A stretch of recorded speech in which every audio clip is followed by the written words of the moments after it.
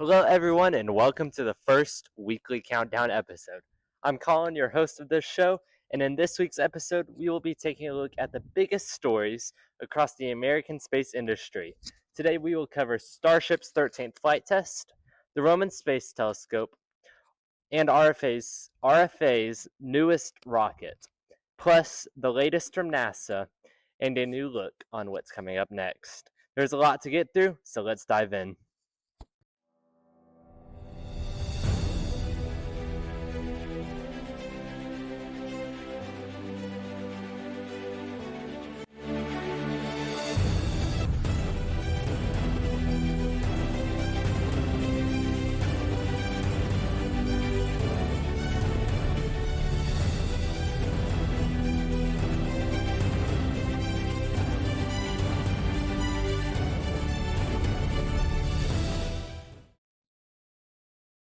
Starting with Starship's 13th flight test, I just got to say, what a phenomenal flight there that the SpaceX team put on for us to see. It was absolutely fantastic.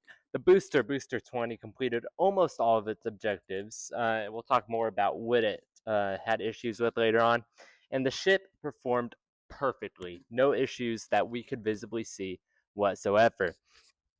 Now, getting into the countdown, there was a small hold at T-minus 57 minutes, and that was just to allow the SpaceX team to give more time for go, no-go poll for propellant loading for the vehicles. As we were going throughout the countdown, there were no additional holds, including at T-minus 60 seconds. We blew right through that one. So on the previous attempt for Starship's Flight 13, right before the actual launch, this was, I've got it pulled up here, I don't remember the date, but the 15th maybe. There were 4 engines that did not start up on Starship on the booster, and SpaceX released a statement saying that that was due to the oxygen turbo pumps were not working the way they should have. So SpaceX rolled the booster and the ship back to the production site and replaced 6 engines. They replaced 6 engines because there were 2 more that the oxygen pumps got started up, and the engine started up, but SpaceX did not like the way they were running.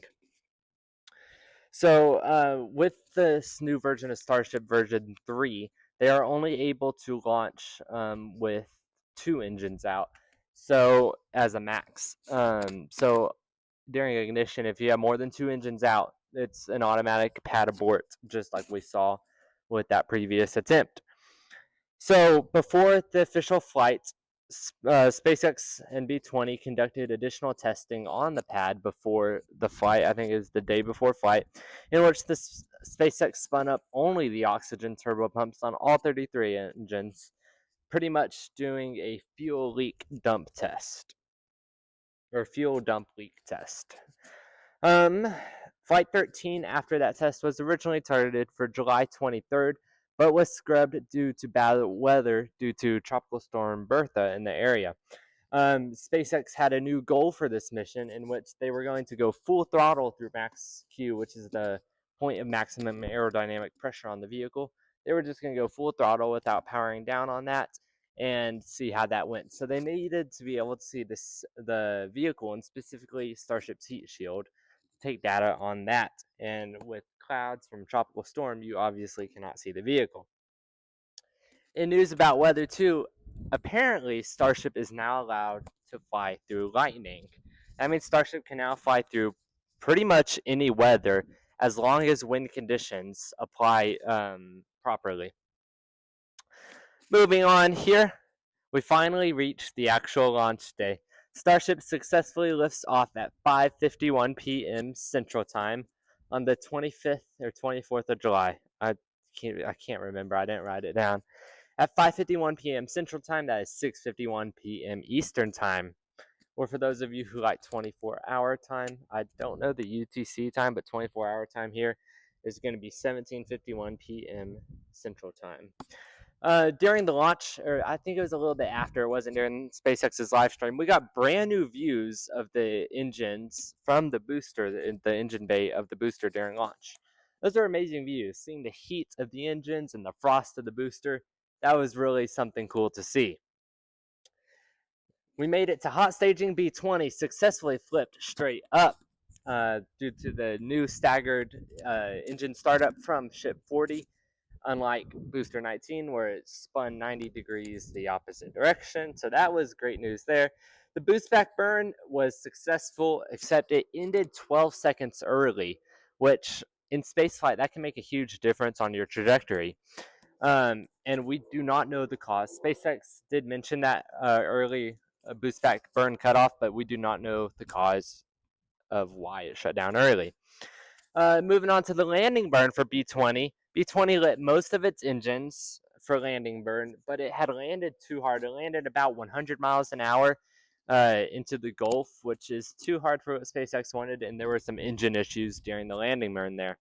So very similar to B-19, but B-19 hit the water at supersonic speeds. So at least that did not happen there. So due to this issue with Booster 20, we will most likely not see a booster catch on Flight 14, but don't let that get your hopes down. Stay tuned and I'll tell you what's coming. So on Flight 12, S-39, the ship lost one Raptor vacuum engine on the ascent. So it was not able to conduct the in-flight Raptor relight demo, which is supposed to demonstrate that Starship can deorbit from an orbital pattern. So it did not get to conduct that. Well, S-40 had a perfect ascent all the way to Seco. It was amazing. No engines out, no nothing. S-40 then oriented to a prograde direction, which is the direction, or the PEZ dispenser, sorry, oriented to prograde, which is the direction of travel that the rocket is traveling in. And it successfully deployed all 20 first ever Starlink V3 satellites. These are the first ever functional satellites to be on Starship and the first ever Starlink version 3 satellites. Now, 6 of these satellites were equipped with cameras to examine Starship's heat shield, similarly to the Dodger Dogs of Flight 12, except these were actual satellites.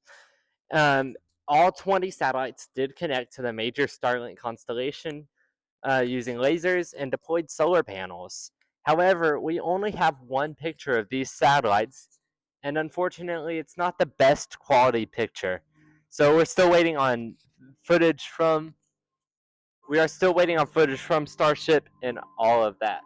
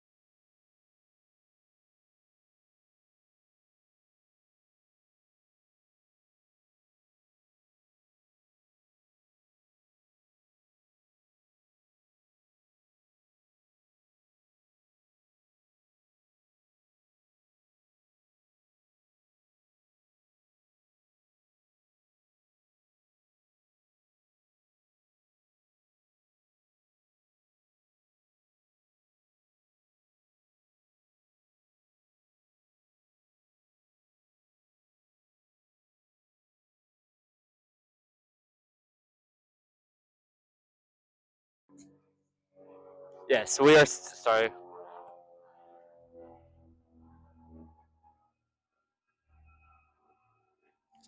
Alright, we are still waiting on footage for Starship of the heat shield, but we have one picture of the V3 Starlink satellites in suborbit. Now, looking here, we did have a successful Raptor relight in space, so that was amazing. It was about 14 seconds long.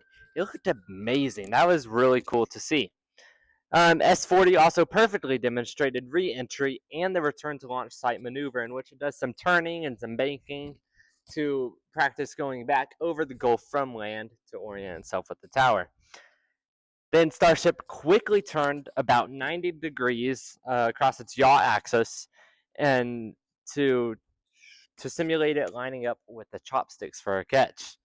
At T plus 1 hour, 5 minutes, and 9 seconds, S-40 reignited all 3 sea level Raptor vacuums and flipped over before down switching to 2 engines and then down to 1. Now this Starship really blew us away here because it survived the tip over after splashdown. That's the first ship in all 13 flights of Starship history. That's the first ship to tip over in the Indian Ocean and survive. That was that was something else. That was amazing. So, as of I'm recording this video on Friday, exactly a week after the landing of Ship 40. It is still floating and transmitting data to the SpaceX teams. And Go Australis, the recovery ship, has been following it.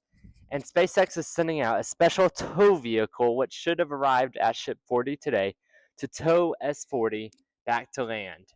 We don't know exactly where. My guess is Australia, and then maybe ship it back to Starbase or ship it back in parts or send a team down to Australia to inspect it. Either way, I hope we see S40 back again. Following the major success of Flight 13, Elon Musk announced that unless they have problems in the data that they are reviewing after flight, SpaceX will attempt to catch the ship. That's going to be Ship 41 on Flight 14.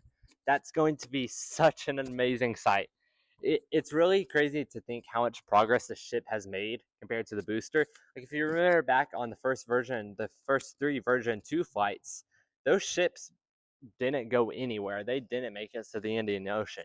Now we're here, the first version 3 flights, and we're already catching the first ship on the 3rd flight of Starship, hopefully, of version 3. Now moving on to Florida, because of course Florida has Starship too. It's not just Texas. So LC-39A, where they used to launch Falcon 9s and they now launch Falcon Heavies from, they also have Starship Tower there that was finished being built in September of 2022. Now, I wish I had known about Starship at that time because I went and visited in July of 2022. I didn't see anything though. I might have seen part of the tower. But the LC-39A, the tank farm for Starship, has been doing major tank farm testing where we've been seeing a lot of venting and all that. In addition to that, we've seen deluge testing of the pad, but we have not seen any top deck deluge yet. Now, the BQD hoods on the pad at LC-39A have been, specifically the methane one, was attached, then removed so crews could get inside, work around, do everything that they need to do, and then it was reattached. The chopsticks have been on the tower for over 3 years. They've just been sitting idle for over 3 years. And just recently, they've been making larger and larger tests as they have been moving up and down the tower, getting ready for Starship operations in Florida, hopefully at the end of this year. Now moving on to a different pad, LC-37. Slick 37, LC. I can't remember which one it is. But the first tower has been fully stacked at their new pad, and that pad plans to have 2 towers as well as 2 dedicated catch towers. However, just because the tower is fully stacked, we are still quite a bit away from seeing a launch from pad 37. We still need the ASU, which is the air separation unit. We still need the flame trench. We still need the pad, which is being built right now. There still has to be pipes hooked up to the tower, electrical hooked up to the tower, chopsticks, carriage, arm, everything still needs to be hooked up to the tower, and almost the whole entire tank farm still needs to be hooked up and shipped over to Starbase. So now moving back to looking at Starship Flight 14.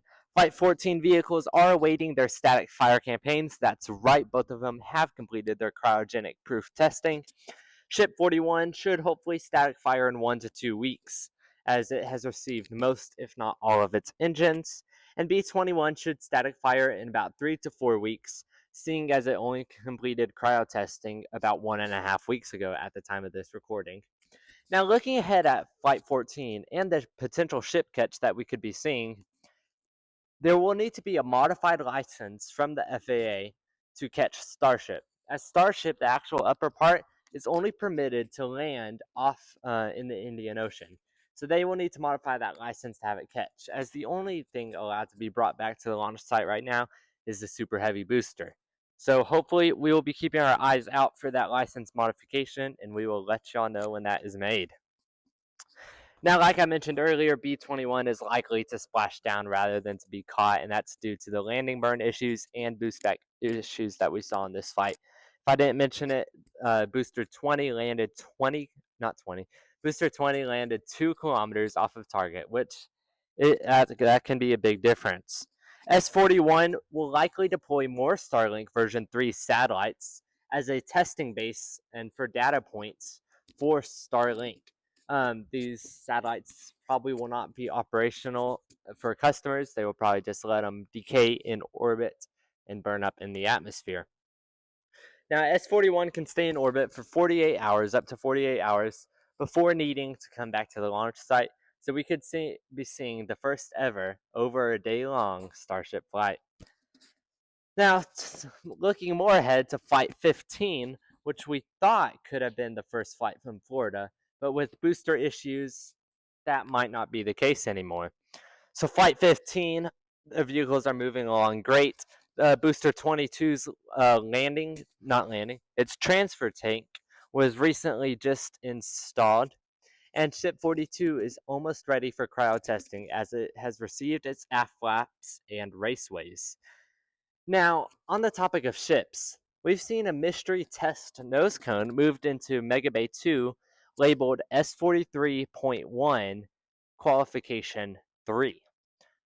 Now, it was moved in with the PEZ dispenser, and the PEZ loader was placed right next to it. So speculation points us towards that this is going to be a test article for the PEZ dispenser structurally, but we don't know, of course. Switching over to Blue Origin out in Florida, major progress has been made after the May explosion a couple months ago. Of course, the rocket blew up during a static fire test in the middle of the night. So it was like 10 o'clock, 9 o'clock, and it damaged their horizontal integration facility, it damaged their launch facility, it damaged their tank farm, test facilities, everything. It was all gone. So Blue Origin has a 5-step plan for their return to launch. Phase 1 is securing the site, which has been completed. Phase 2 is site recovery and cleanup, which was just completed last week with the removal of, we'll get to that. And they're currently in Phase 3, ConOps design and repair, where they're redesigning the tower and the systems of Blue Origin. What has not been completed yet is Phase 4 and Phase 5, systems integration and flight readiness, respectively.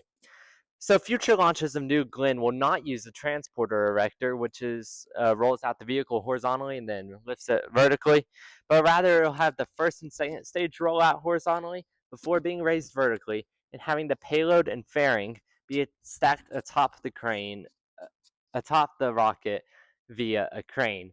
Now, Blue Origin kind of used what looked like AI for this, so of course it could be different in real life. Blue recently lifted the huge launch table out of the trench and moved it to the horizontal integration facility. They said that they will conduct repairs on this, which they will need repairs because some of that metal was bent in ways that should not have been bent. So the launch mount will be repaired and new hardware will be added before rolling back to LC-36. So what was interesting, we saw a new transporter erector, kind of, get unloaded off a barge at the KSC turn basin.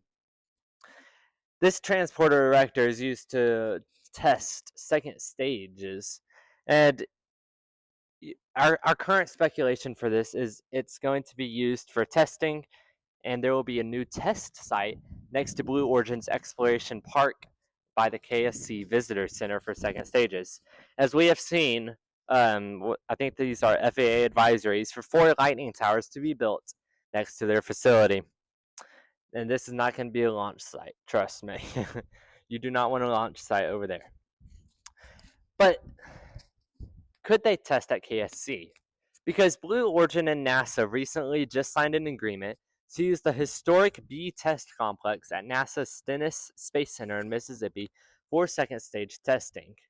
That doesn't mean that they can't test at KSC, though. They could use both locations and really utilize their fast pace for making Starship, or not for Starship, but for making New Glenn second stages. Now, moving on here to Rocket Lab, we've got some Rocket Lab news this week. The United States Space Force has awarded Rocket Lab a $266 million contract for 12 suborbital missions from the Pacific Spaceport Complex on Kodiak Island in Alaska. That's right, Rocket Lab is coming to Alaska.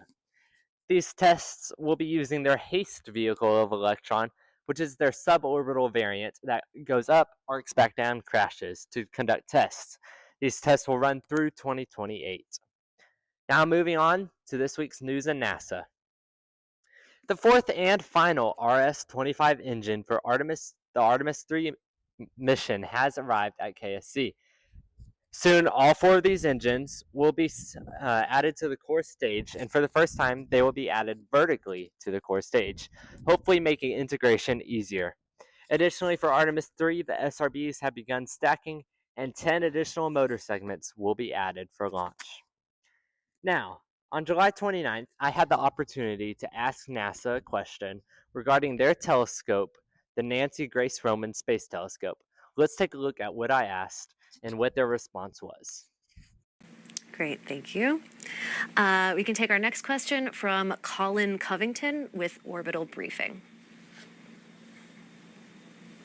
Hey, hello. Thank you for taking my question. I think this is going to be a question focused towards science for Julie.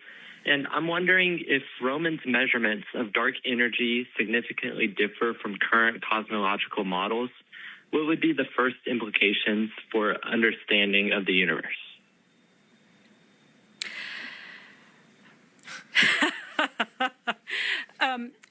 So the quick answer is it will depend on the nature of what we find. So it might point towards a theory of modified gravity, or it might suggest that we need to alter our understanding of general relativity. But like I said, it kind of depends on the specifics of what we actually find, on whether it is staying broadly within the same family of cosmological models and just adding a little bit more complexity, or we're really blowing things out of the water and rethinking from the beginning. All right. Basically, in simple terms, I asked, if Roman finds evidence that our biggest theory about the universe is incorrect, what would happen next? And let me tell you, it seemed like NASA was at a loss for words. It took them a minute to come up with an answer. Moving on to RFA, which I'm not going to attempt to say their German name that they are, so we're going to call them RFA. So the RFA-1 rocket is stacked and was on the pad for engine testing. However, it has since been removed due to some issues that RFA did not like. The vehicle is planned to launch from the Saxford Spaceport in the UK, and this would be the first launch for German company RFA, the UK, and the spaceport. It's important to note that this will be the first vertical orbital launch from the UK, as the UK usually used to support Virgin Atlantic, I think that's what it was, plane launches. Now, moving on, wrapping up the episode. This week in launches, what will we be seeing this week for rocket launches?